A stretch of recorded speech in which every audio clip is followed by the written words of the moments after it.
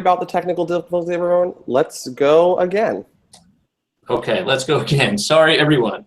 All right, let's get started again at this Art of Acquisitions Hangout, talking about scholars and editors on social media. Matt, I think you should pull yourself up as you speak. Can you do that? There you go. Myself up. All right. Anyway, so I'm pleased to be joined by colleagues in publishing and in academia to talk about this today, and I'm going to ask them to introduce themselves, starting with Greg Britton. Say hello, Greg. Hi, I'm Greg Britton. I'm the editorial director at Johns Hopkins University Press, and I acquire our books in American higher education. Great. Welcome, Greg. Next up is another one of my colleagues, Elizabeth Demers. Elizabeth, please introduce yourself. Hi, I'm Elizabeth Demers. I'm the senior editor at Johns Hopkins University Press for History and American Studies, and I'm joining you today from the American Studies Association meeting in Denver. Great, welcome. All right, next up we have Gita Manaktala from MIT Press. Please say hi. Hi, I'm Gita from the MIT Press. I'm the editorial director in the books division, and I acquire in information science and communications. Welcome. Thanks for being here. All right, so those are the publishing folks, and next up I'm thrilled to introduce some of the scholars who've joined us today. So Trisha Matthew, would you please introduce yourself? Hi, I'm Trisha Matthew. I'm an English professor at Montclair State University. I specialize in 19th century British literature and diversity in higher education. Wonderful, welcome. And next we have Roopika Risam from Salem State University. Please say hi. Hi, I'm Roopika Risam. I'm an assistant professor of English at Salem State University. My research focuses on digital humanities and social justice. Welcome, thank you. So we also have joining us Sara Pritchard from Cornell University, who we may not, can we hear you, Sara? Looks like we cannot, so hopefully we will be able to, so, because we would love to hear from you as well. Okay. So, all right. So what I've asked everybody to present just a few minutes their own thoughts on both the scholars and the editors and the way in which they use social media in their work, either their scholarly work or their acquisitions work. So I'm going to ask the scholars to start first to sort of give us all in publishing, their sense of the role that social media sites like Twitter and Facebook play. In their work and what they think would be useful for editors and other people in publishing to know about that. So Rupi, can we start with you? Absolutely. So Great. Hi there. I'm Roopika Risam, and I work at Salem State University, which is a regional comprehensive teaching intensive university. That's where you may see a bat in the background. It's Halloween year-round in Salem, Massachusetts. We have a 4-4 teaching load, and we have that translates into things like having an $800 research budget, very little support for building and sustaining a research agenda, few resources for how to negotiate the process of publication, for how to find a publisher, or create an intellectual community around the issues that drive my work. And what I found, though, is that social media has filled that gap. I first got on Twitter as a graduate student, hoping to find interlocutors who were looking at research between postcolonial and African American studies. And from there, it sort of continued to be a place for me to find interlocutors and collaborators, to find conversations, to build a network, and to share ideas. And so I've been working on a book, Postcolonial Digital Humanities, which is under contract with Northwestern University Press. And I absolutely would not have undertaken that project if not for social media. We don't have a culture of pre-tenure books at my institution, and frankly, we also don't really have the time. But because of social media, I had a number of acquisitions editors who asked to meet with me at MLA in 2014. And if I wouldn't have really had the assertiveness to go up to them at that point in my career, I was just doing the job. I wouldn't have wanted to really go up to editors and introduce myself, and also had something of an imposter syndrome because I was working by choice at a teaching. And I was just doing the job. And I wouldn't have wanted to really go up to editors. I have significantly more confidence in my right to be in the publication game as someone at a teaching institution. I've also been really grateful for mentorship that I've received throughout the publication process from acquisitions editors. So Matt McAdam here at Hopkins has been especially generous, helping me out with the book proposal process and really demystifying a lot of the process for me. So now at this point, I have a reputation, mostly good, not entirely. Of course. Digital humanities, for this work in social justice, and really it's because I've dedicated some time to social media. So a lot of people ask me, well, how would you even have time? You know, you say you don't have enough time to do research. Why do you have time to be on Twitter? But really, there's been a snowball effect. So because I chose to get on Twitter in 2009 and start building an academic network, I built that community. I was invited to give talks. I was invited to meet with editors. I've been invited to write for journal issues, and it's all nested together to create a research agenda for me. And so I would just say that many of my colleagues are wondering, how do you do this? And it's because of social media, not in spite of it. So I suppose what I would want editors to know that by taking kind of seriously people who are working at teaching intensive institutions as producers of knowledge, like somebody like Matt has done, and Greg has done this as well, it's really facilitated my scholarship tremendously, and social media has been the nexus at which that's been possible. Well, great. Thank you very much, Rupi, for very generous comments for me and some of my colleagues. And an interesting thing that I didn't say explicitly, but sort of comes up in your remarks is, what we're talking about here in using social media is really, as you described it, professionally using it, as so you as a scholar, so we're not, and actually maybe we should talk about this later. You're to the extent to which you also. There aren't pictures of your cats or something on Twitter, though that you may be doing that too. I don't recall, but the role that it plays professionally is really what we're talking here, and that's actually probably an important point that's come out of your remarks. So thank you very much. All right, so next up is Trisha Matthew. Yes. So Trisha, I want to prompt you real quickly that you just recently published a collection with you. So please show it to us. Yes. And tell us real quick about that. Yeah, so this is my anthology that I edited with UNC Press, and it tells the stories of faculty of color in higher education. And when I came to social media, particularly Twitter, I had a full manuscript in hand. I was revising it and looking for the right editor.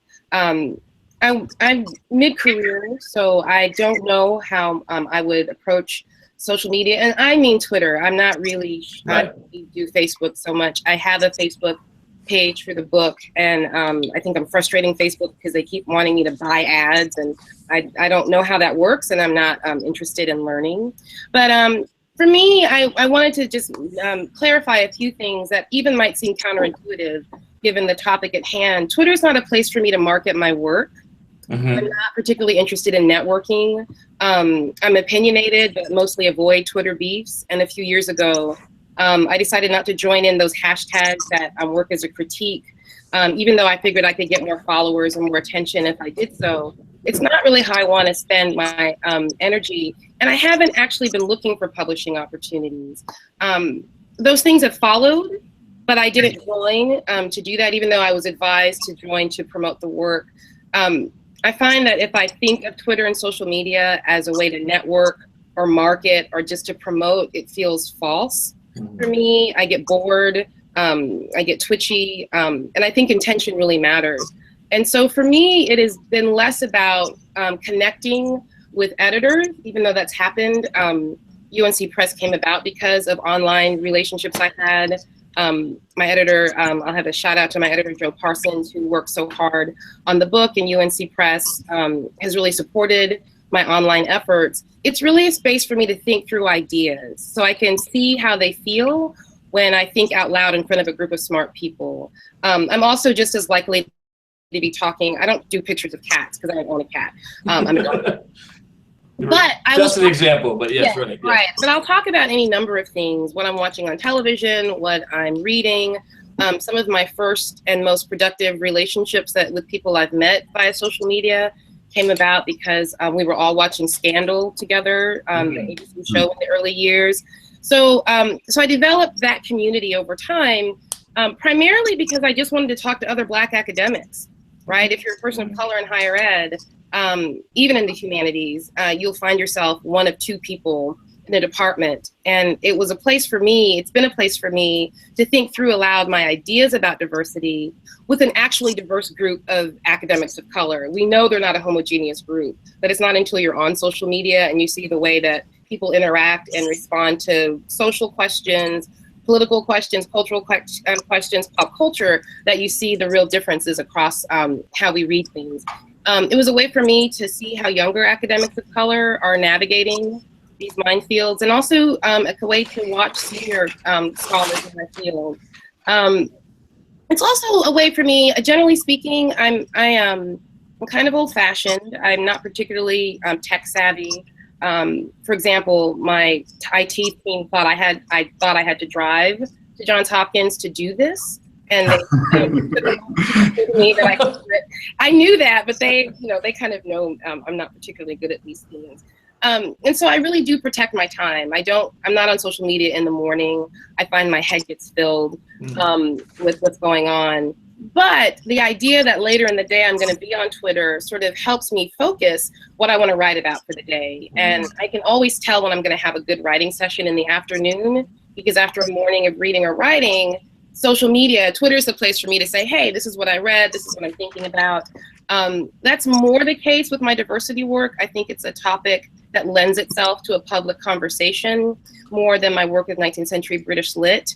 I'm actually very curious. My second book is about the history of the novel and discourses of medicine and disease. And it's just not a topic that as many people are tuned into who are talking on Twitter. I suspect it's a little more traditional. And so I would have those conversations in different spaces. But I've paired Twitter with my blog. And I learned this from Michelle Moravec, the wonderful Michelle, about writing in public. And so occasionally I'll get on my blog and think through the ideas for my second book and then post it on Twitter, just as a way to keep myself intellectually honest and to get away from that model where I focus too much on what other people are saying and more on what I want to contribute to the conversation. Now that my book is out, I see my limits on social media. I'm really bad at the hashtag thing for my book. Truly, people are irritated with me. I was supposed to choose a hashtag and then I didn't choose it. And then sometimes I remember to use it. And then I think, oh, I want to use those characters for something else. I am interested and very happy to talk about the process. And I suspect that anytime I'm doing that work of just thinking out loud, there have been editors, acquisition editors, there have been editors of journals and magazines who are interested enough in what I'm having to say to invite me to do this work. I'm really fortunate. I have a regular conversation with the senior administrator at my institution who has no interest in social media. But whenever we talk, we do a check-in and he says, it really seems to be working for you. And I think what he means by the work is that he can see a really clear path from my ideas on social media and how I talk about my ideas on social media and with my blog to the kinds of publications that my institution expects me to produce. And the book is one example of that. And I'm very curious to see now that I'm working in a field that doesn't necessarily lend itself to public conversations, where you really can't, I guess you could tweet out Beddoes' ideas about how the novel is ruining a nation, but it doesn't lend itself to those quick, almost aphoristic observations. So I'm really curious about two things now for myself. One, how my presence here will enlarge the conversation around my anthology.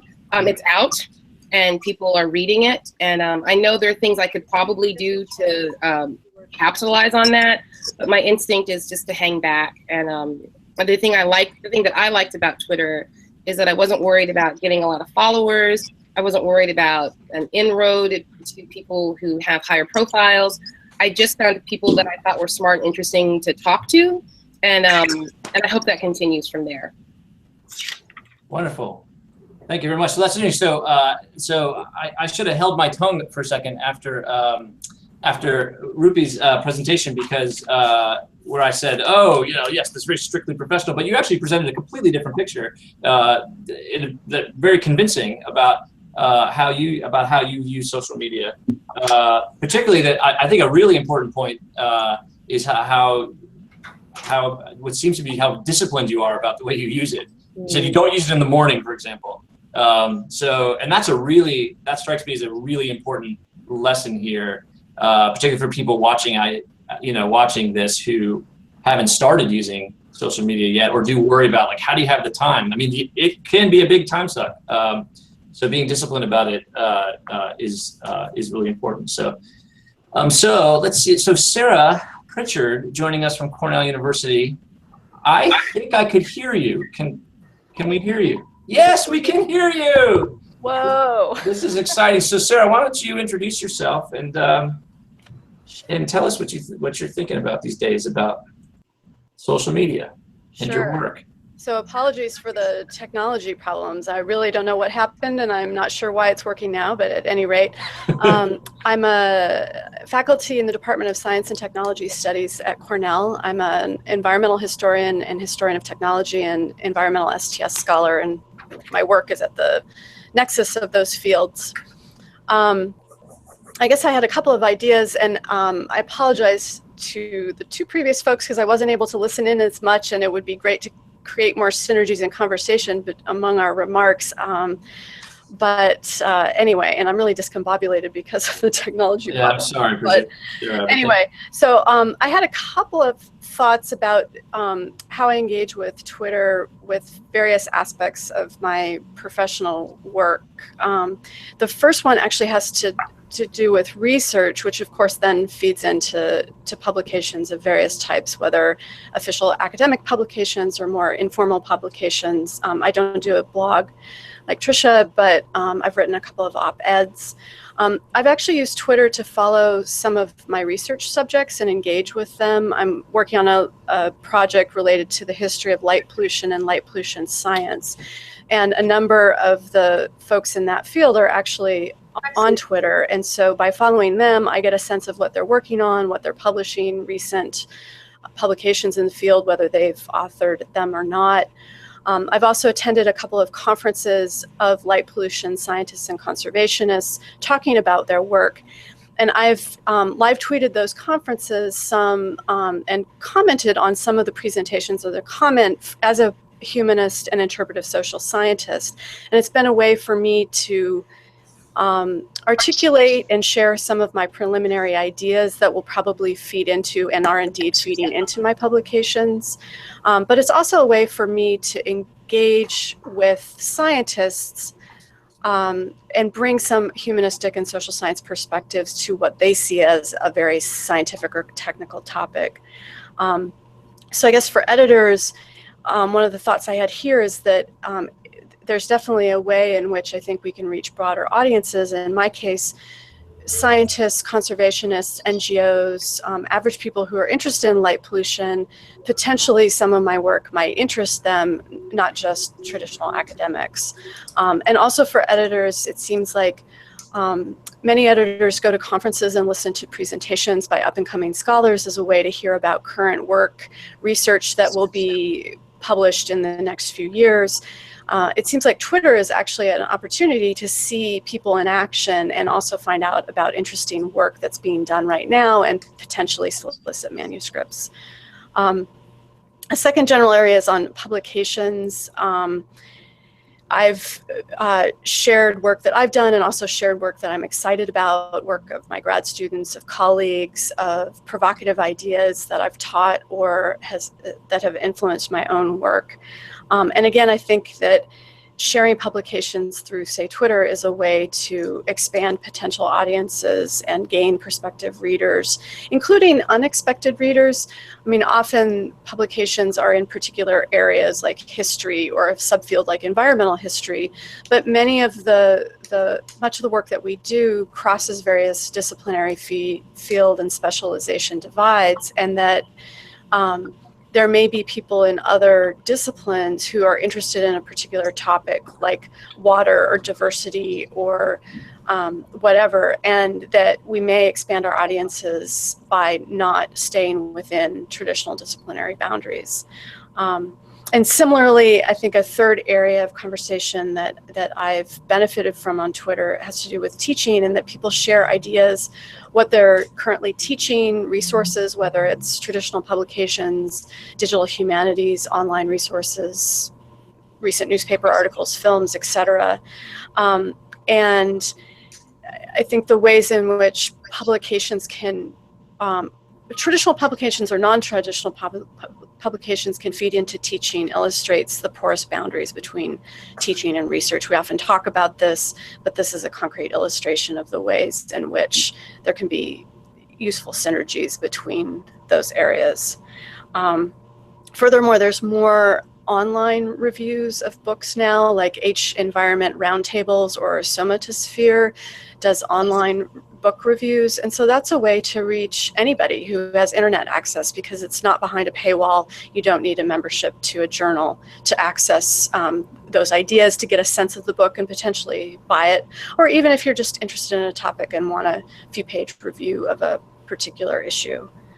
I think related to the previous comments, I definitely have used Twitter for network and community building, sharing resources, finding like-minded people at other institutions who are committed to intellectual ideas, but also political ideas.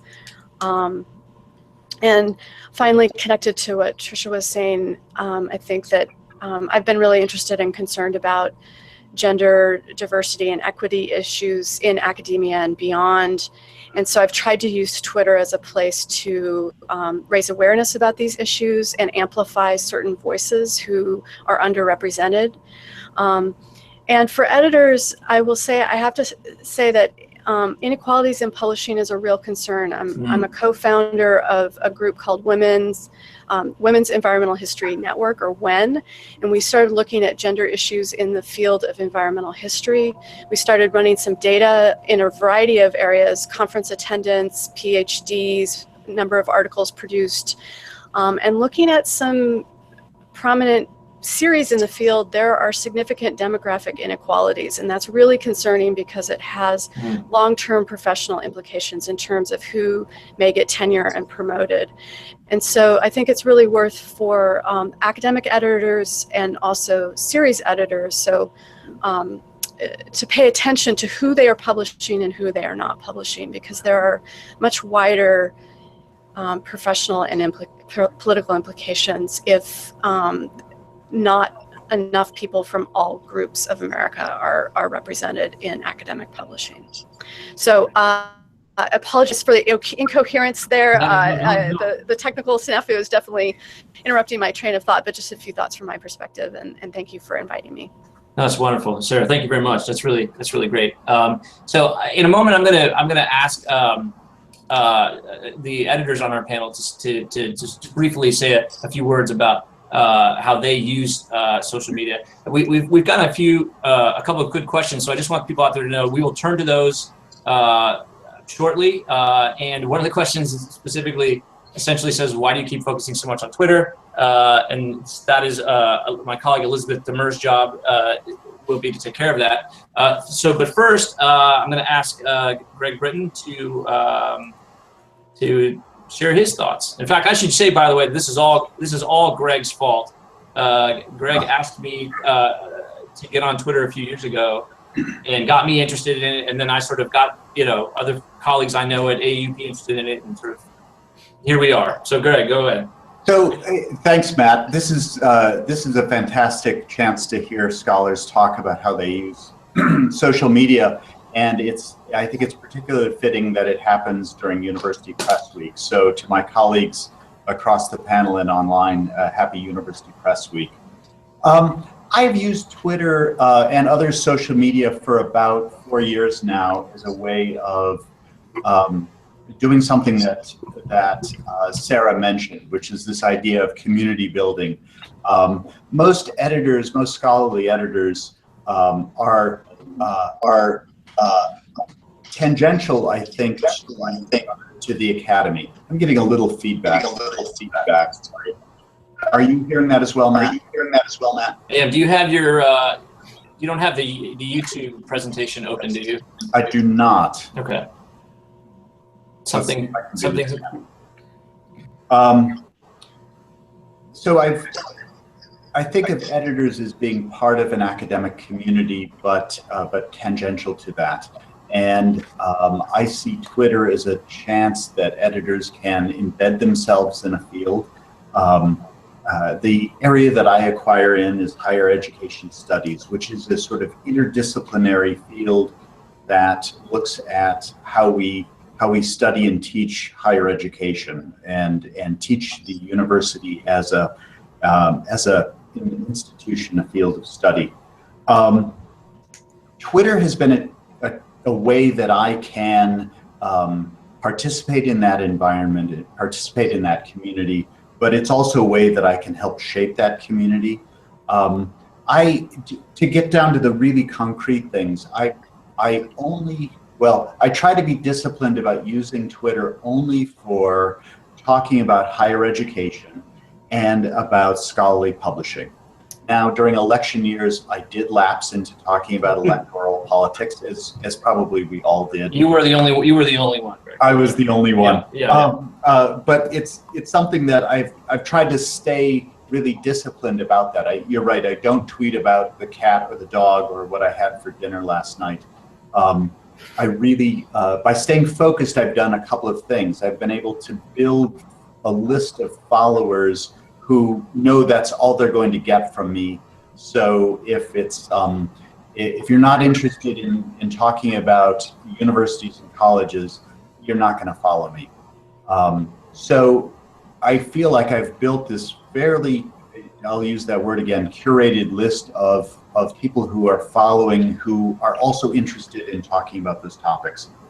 And I've also gotten rid of the followers who are just bored by that or not interested in it. So I feel like I'm always interested in, I don't mind when someone doesn't follow me. I love for them to follow if they're interested in the topic.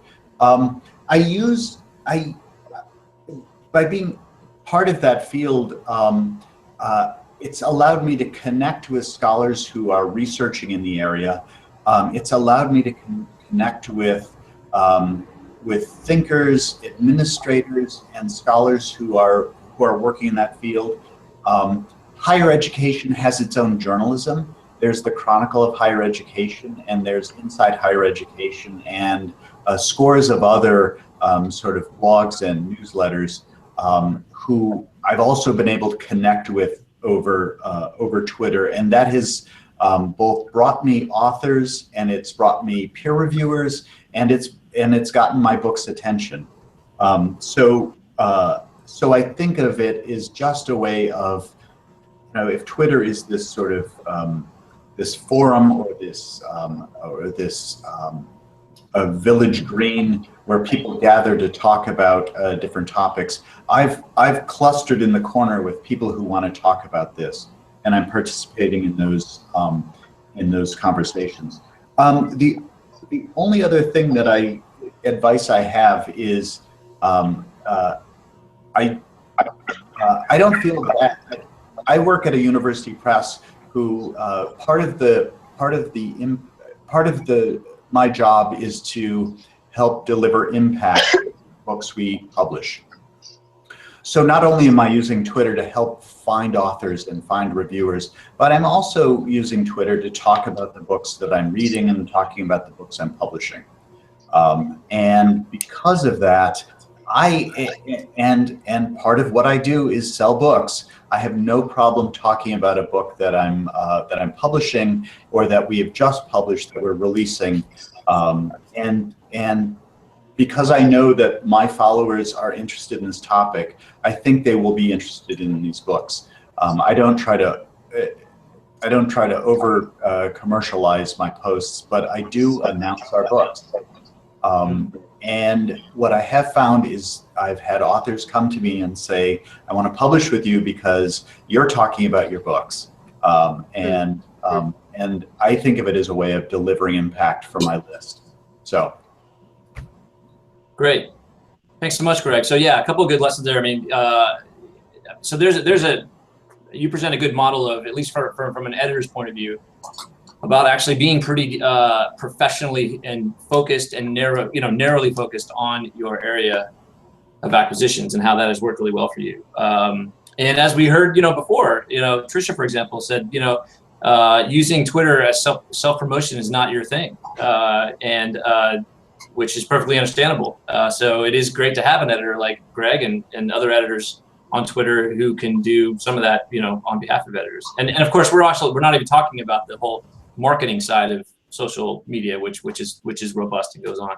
So so my colleague Elizabeth, there she is. So hey, Elizabeth. So you, as we have said in the hallway this week, you're our Facebook person. So why don't you talk for a couple minutes about how you use Facebook as an editor?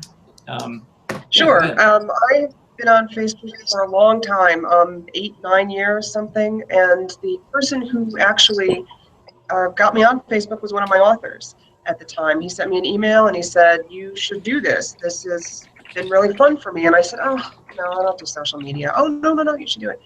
And I'm not sure that he's on anymore, but I have to say that Facebook has really been a great platform for me. A couple of years ago, I went to the Biographers Conference and I attended a session on Buzz Your Book on social media that the agents that go to that conference presented. And I remember distinctly that agent Janet Reed talked about how you should choose one social media platform and kind of stick to that because you can't do everything, be an expert on everything, and know how to use everything. And I thought that's great because I am already committed to Facebook, even though it's got a reputation as the old person social media platform. I haven't found that to be true. We had a question a little while ago, and I think Matt will bring it up more generally, but how do you separate your social media presence from your personal and your professional? And for me, my Facebook identity is the same. I am just me. It's my brand, and in that context, I tend to talk a lot about things that interest me, and I also tend to talk about my professional life in that context. So one of the things that I really try to do on Facebook is to be interesting and to engage people. I try to be Facebook friends with all of my authors, with academics that I know, with friends, that people I know from sports and from outside activities. And I kind of try to, you can't speak to everyone, but what I found is that by posting a lot of different kinds of articles and book excerpts and things, that I'm engaging with people who are outside of the academy and inside of the academy, and they're all interested in kinds of similar things. So for example, I know a lot of people who come up to me and say, you are so interesting on Facebook, and I always hope that I don't disappoint them in real life. But because I will tend to post articles on really wide topics. Yesterday I posted on an excerpt from Long Reads about the Ravensbrück concentration camp, and then a few weeks ago I posted an article on the exploitation of female workers of color in illegal marijuana farms in California. And I've had people write to me and say, wow, this is so fascinating, I just had no idea.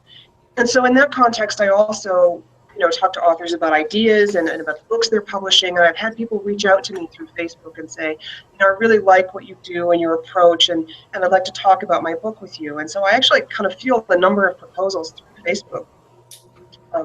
One of the things that one of my little success stories recently in terms of selling books on Facebook, which is not really my goal, is that we just had a book come out by Pierre Force called Wealth and Disaster about two French families that migrate to Haiti in the 18th century and start coffee plantations. And I posted that book, and I tagged a whole bunch of academics that I knew who were interested in French history and Caribbean history. And I had one of them come up to me at the Southern History meeting a few weeks ago and said, "Thank you for tagging me. I was really excited about this book." And they bought a copy of it, and they're talking about using it in their class. So I hope they like it that much and are excited about doing that.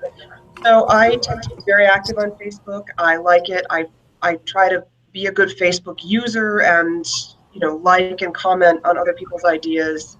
And I think that's kind of just how I've approached that, and that has worked very, very well in terms of being an editor, but also just fitting my job into my life and my life into my job. And I think that people actually really kind of appreciate that. So great, thank you very much. That was it was good to hear.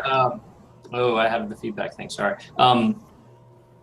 Facebook does, I think, well, I've heard too, this little reputation that it's a little bit of excuse, maybe older or less sort of, interesting or cutting edge than Twitter. And it's nice to see some evidence that that isn't true. So thanks for that, Elizabeth. So finally, at least in terms of having the panelists make some remarks, I'm going to ask Gita to talk to us. And then I should say, those of you watching don't see this, but there is a conversation going on among some panelists in text here that is extremely fascinating, and we're going to get that out in a moment because it relates to, I think, some questions that people have as well. So Gita, please go ahead. Okay, thank you, everybody. I'm really getting a lot out of the remarks that I'm hearing today. And I have not that much to add to what has already been said, but I will try to give you a sense of how I am using social media myself. I acquire in information science and communication. Those are social science fields. Many, but by no means all of the authors I follow and work with are on Twitter. Many of them are on Facebook as well. Personally, I use Twitter professionally and Facebook personally. So for me, there's a fairly clear separation there, and I don't try to negotiate my professional and personal identities too much in the same platform. That's just easier and clearer for me. It may not be particularly strategic. And I would say that my use of social media overall is not particularly strategic. What I like about Twitter is that it allows me some control over the individuals that I follow and the news that I see in my feed. I like that sense of control. I don't think that that is as available to me in terms of content on Facebook. Certainly I can control who's in my network on Facebook, but I like to follow a lot of different streams of conversation and ideas. I'm not strategic in the sense of curating very highly or filtering very highly what I see. I follow people, but I also follow a lot of news sites. I follow people in my field, but I also follow people who tweet about economics and science and arts and culture. I like to keep things intentionally big and raggedy because I'm very aware of the limits of my own vision, and I'm very concerned not to narrow that overly. I feel that it's important for me to be exposed to a range of ideas and a range of voices beyond even my own acquisitions areas. So I guess I'm endorsing a sort of cosmopolitanism, along with an awareness of limits of the platform, limits of one's own attention span. And I think we just have to be really wary of filter bubbles in this kind of a news environment. So I advocate using all of these platforms skeptically, and understanding that there are levels of control behind what we see that we don't perceive readily. In my own tweeting, I try to help the press. I want to amplify our brand. Our marketing people use Twitter and Facebook very professionally and well. We have a lot of followers on both of those platforms and on others. So I do retweet a lot of stuff that our publicists tweet. I also try to amplify the voices of my own authors and those of other people who I think are worth attending to on a range of different topics within my fields and beyond them.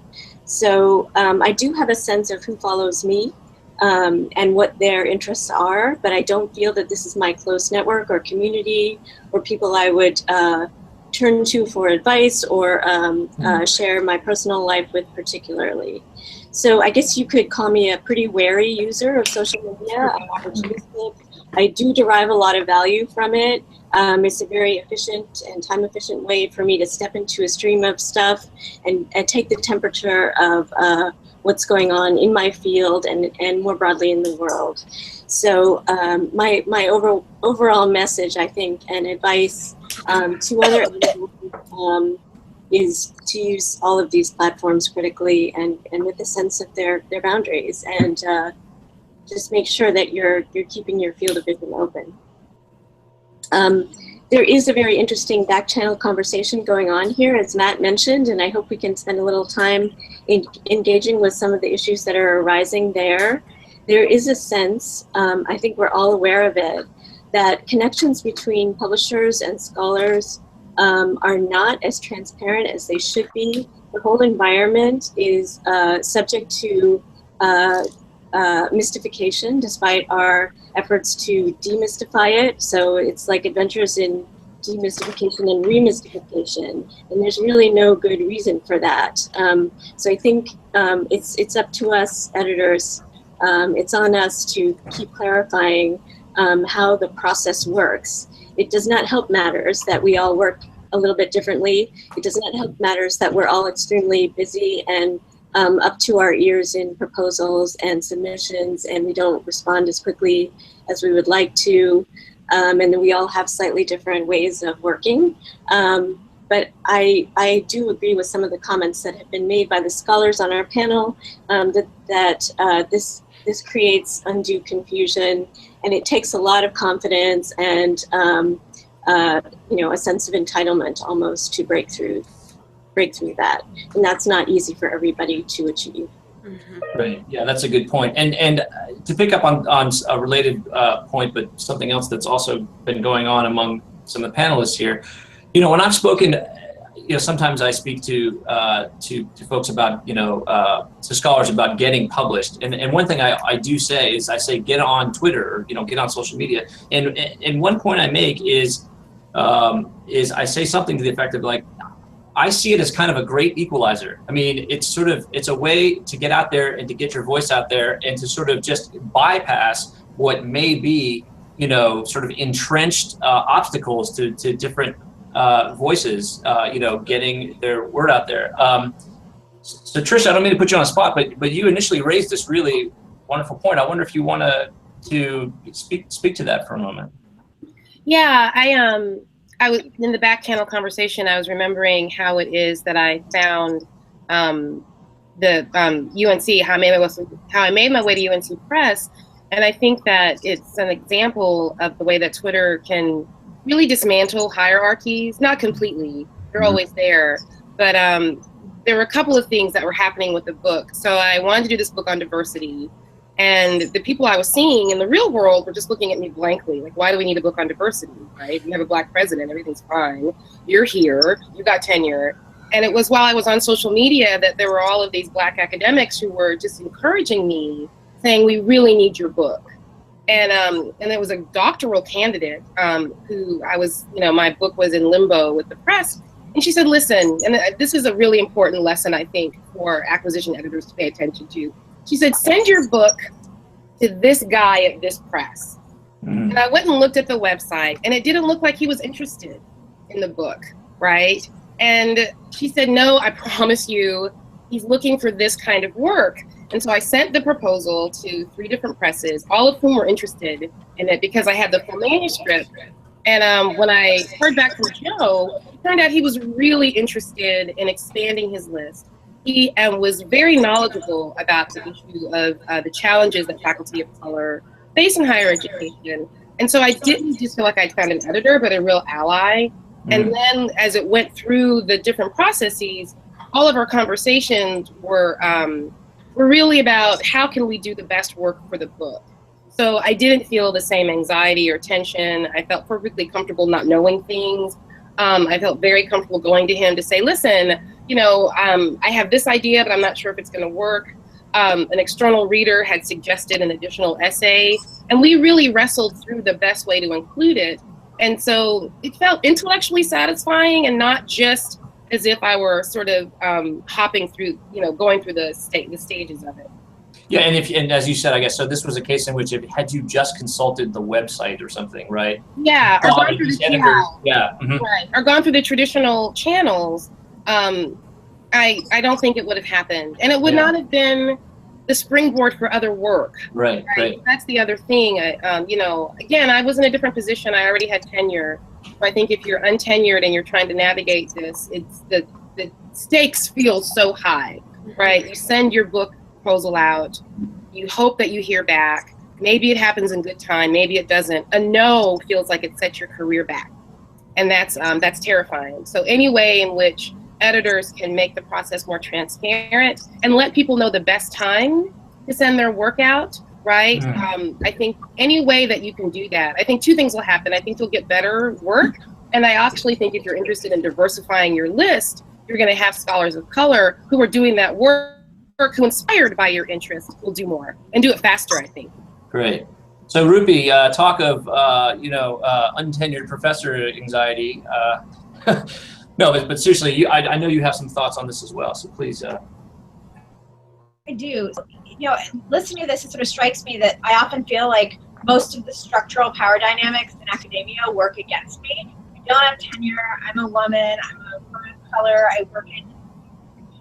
My dissertation advisor was a woman of color, and while she's on community networks, I come in that legacy as well. But in many ways, social media has produced a leveling effect for me. It has given me some access that I don't know that I would have had otherwise, or I wouldn't have had the mentors to find otherwise. So it's really kind of exponentially improved my experience in the academy. But I think it's also important to remember that it's not always an equalizer, particularly for those of us whose work tries to bring political conversation to the fore within academic discipline. I know, for example, my work in justice, sometimes I sort of end up being painted as an irrational, hysterical person, simply based on 140 characters. And this is a phenomenon that other women and women of color experience as well. And so it's important to also kind of look beyond the buzz in an academic community on Twitter to see what people are actually saying. Because the politics of identity shape the politics of identity on Twitter as well. Right, very good. And so Ruby, just to let you know, your sound was going in and out a little bit. I don't know if there's anything you can do about that, but maybe if you lean forward, I don't know. So anyway, just to pass that on. So Sara, you've also been participating in this little conversation that some of the panelists have been having. Do you want to jump in here? Sure, just really briefly. I mean, I don't have much to add because what Trisha and Rupi just said is so important. There's so many big intellectual and political issues there, but also some real pragmatic suggestions.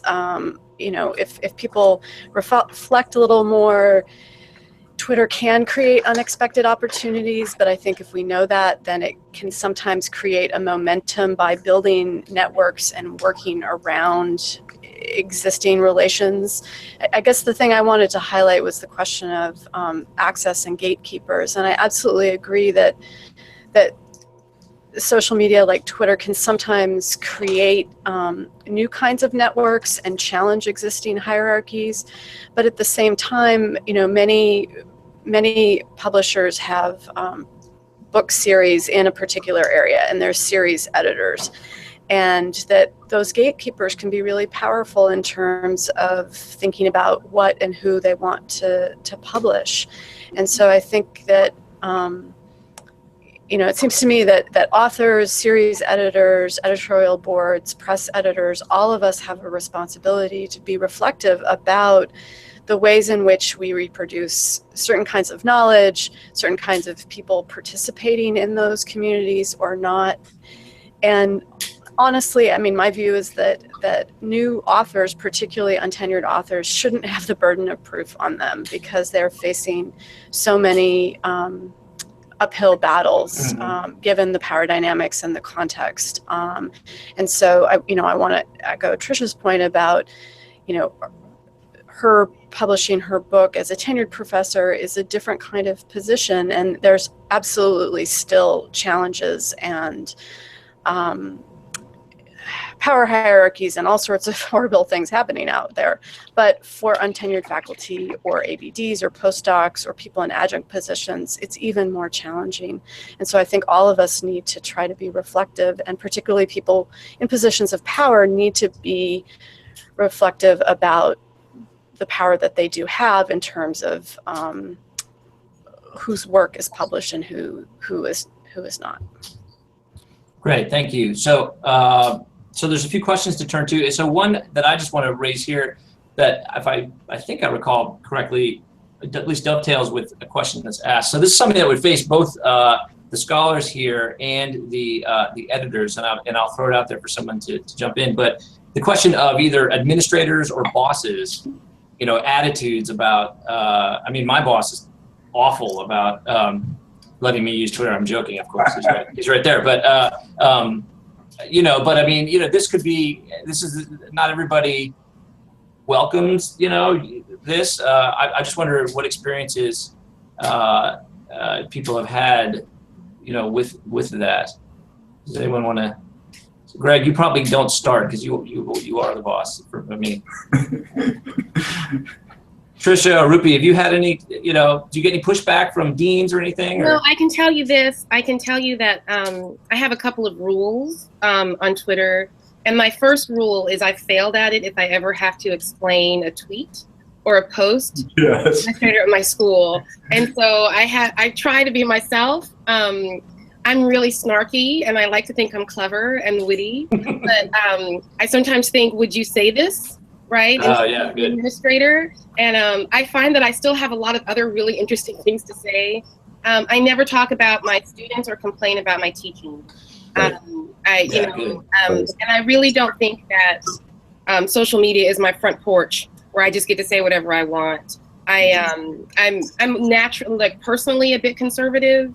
By that I mean I'm a Democrat, and I'm small C, yeah. Right. Yeah. And I actually find it more interesting to chat with people off of social media about the things we see on social media, but I'm really mindful of what I want to put out. And I know that sounds really earnest, but if people are following me, I want them to have new ideas or to think about old ideas in a new way. I really want faculty of color, particularly junior faculty of color, to know that there's somebody who's thinking about what matters to them, and that whatever happened in the academy, I've survived. I'm very fortunate. I have a good job. I have a really good life. And to be a person that people can reach out to, and that's happened, by the way. I've had junior faculty of color, send me private messages or email me, or just knowing that whatever it is that they're facing, someone else has been there. And figured it out. And so if I'm doing all of that, I'm less unlikely to tweet something that, even if it's personal, it's not intimate. Even if it's, casual, it's not unprofessional. Good. So, so Greg, real quick, what would you say to an editor who says, well, gosh, this sounds like a great idea, but, I'm not sure my boss would be down with me, spending time at work doing this. There are people who, am I on? You are. Good. There are people, your boss walks into your office and you minimize your screen because you don't want them to see what you're doing. And Matt, there are times I walk into your office and think, why don't you have Twitter open? Come on, get to work. No, I always think the rule is if you say something, you have to be prepared that this is a public forum. Would you say that on the front page of the newspaper? Or if it appeared there, would you be willing to stand behind it? That said, I think social media doesn't work unless you are willing to have a personality. And it's okay to be snarky sometimes. It's okay to be earnest sometimes. It's all part of how we communicate in a conversation. I think you should do that. So good. That's very good. So Elizabeth, you had mentioned on our little sidebar here that something you wanted to raise, and I'm sorry I didn't quite pick up. So why don't you go ahead? Well, I mean, we had a kind of a sidebar chat about it. I don't know that it's necessarily essential to this, but Trisha had been talking about demystifying the process. And I guess I would just throw out there that it's never too early to start a conversation with an acquisitions editor. Oh, good. No matter whether that conversation is on social media or in person, just and reach out to a bunch of people and talk to them. So that's great. But we had another question on the sidebar that somebody asked if there were Facebook groups specifically for acquisitions editors. And I would say no, there are not. That's an interesting idea, though. I speak with a lot. I mean, I'm friends with a ton of acquisitions editors on Facebook, and we comment on each other's posts constantly, whether they're on, mostly their personal things. But there's not, that I know of, any group. If there is, I'd love to join it. Yeah, it's an interesting idea. And since you're the Facebook person, also compete. That is true. That is true. We're not like a chummy crowd because of that. Like, the copy editors have a group, right? But Right. I think scholars may not understand sometimes that editors, we are friends, but we also compete for the best projects. Right. And so it's, yeah. Right, that's right. So a little bit of a change of direction here, but and this could be this. If my experience is correct, this could be very quick. But someone asked a question about academia.edu. If folks use that or check that, and I have an account on there. I don't. Sometimes I think I should pay more attention to it than I do. So I wonder. I don't know. We could start with some of the scholars here. I don't know. Rupi, do you pay attention to that? Do you? I used to use academia.edu until they started offering pay-to-play rankings, and then I canceled my account. No. I just felt like, well, now my university does have an institutional repository, so I can house my material there, and that's better. When I was on the job market, it was very bizarre. I used to be able to tell who was going to invite me for an interview by people were coming from an academia.edu ranking searches. That was very bizarre and surveillance-y, but yeah, no, I've moved away from it precisely because I'm sort of not interested in participating in their monetization. Yeah. So Gregor, Elizabeth, or Gita, have you guys? I don't know. Do you check that out, or are you on there? Should editors be doing that? I think if you're publishing in a science field and you're really interested in keeping up with absolutely current research, pre-publication, pre-peer review, people post published stuff as well. But I think that's a lot of output to keep up with, even in a very fast-moving field. But there are some editors who pay attention to that stuff, particularly in those kinds of fields. Right. Yeah. So we only have a few minutes left here. So sort of as a way to kind of maybe distill some folks' remarks, I think I'll raise a question to a couple people that I have gotten sometimes. So Trisha, I'll put you on the spot if you don't mind. So when I talk to people about this, sometimes people say, "Oh gosh, it's just another thing I have to do." What what do you say? What would you want to say to in your case, scholars who that's how they feel about this? I think it depends on, first of all, not every social media platform is for everyone. Right. And I think I'll return to what I said at the beginning. If someone had said to me, Trisha, you need to be on social media because you have to quote unquote network and promote your project and find an editor, I would never do it because that sounds like a task, right? Yeah. But if somebody said, hey, if you go to this platform, and there are going to be other smart, funny people there who are processing and reacting to, the things that you pay attention to already. That's fun and interesting. And then you build. I have genuine friendships with people on social media. And I remember when I first joined, it was during. I really started paying it during the last election. And I remember I tweeted to Joy Reid, who's such a big deal now. And I was like, Joy, I need you to tweet through the debate. And she responded. She's like, I'm there. And it really just changes your experience. If you're watching a debate, or, you know, I think Twitter is at its most fun when everyone's watching an award show. I think you got to follow more Black people on Twitter. We're really funny, and we're really and we're really quick, and we process things at a great rate. And I think that it makes the whole thing, for me at least, I think if I gotta say this carefully, I think if I just followed the same people at Twitter that I met at academic conferences, Yeah. I would never do it either, right? But I've moved way outside of my my social circle, and so for me, it doesn't feel like work or a time suck. It's just a fun thing that adds to whatever it is that I'm already doing. Wonderful, great. So I think I will use my my host prerogative here and ask this question to end up ask Greg Britton to since you got me started here. So Greg, what would you say to people editors who say, "Oh man, look, I'm busy enough as it is," you know? I would say this to both editors and to scholars that that scholarly communication takes many forms. This is just one more form. And if you want we all want our ideas to have impact. This is one way of delivering impact for your ideas. Perfect. Thank you very much. Well, folks, I think we have to wrap up.